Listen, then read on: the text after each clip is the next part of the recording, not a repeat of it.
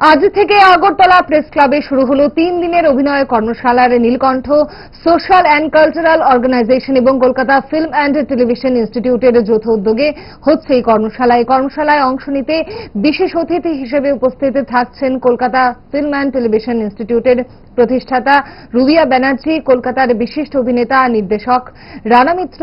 এই আয়োজনের আজ উদ্বোধন হয়।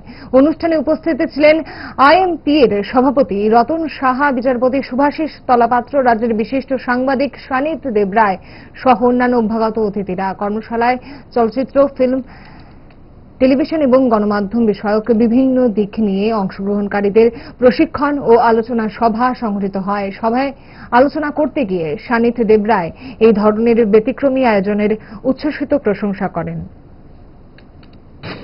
এই সমস্ত মানুষগুলি ক্যামেরার আড়ালে যারা বসেছেন তারা চলচ্চিত্র নির্মাণে ভীষণ সহায়তা করেন। দুঃখের সঙ্গে সুখের সঙ্গে একটা কথাই বলব যে দুঃখ এই কারণে ভাবতে ভাবতে সূর্য প্রায় পশ্চিমের হয়ে গেল, আজ অব্দি চলচ্চিত্র নির্মাণের কোন সুযোগ পেলাম না, বরং উল্টো করে যেটা বহুদিন পছন্দ করি সাংবাদিকতা করতে হচ্ছে। আজকে সারা রাত জেগে এসে আমি 5টার সময় ঘুমিয়েছি, আমার ফোন রেখে চলে গেল। তো এই যেটা আমার পছন্দের না সেই কাজটাই আমার করতে হচ্ছে। আর এটাই হয়তো এই রাজ্যের ভবিতব্য। এই ক্ষেত্রে যারা মঞ্চে বসে আছেন, মনোরঞ্জন যারা আছেন, তাদের ক্ষেত্রেও অনেকটাই এমনিই ঘটেছে।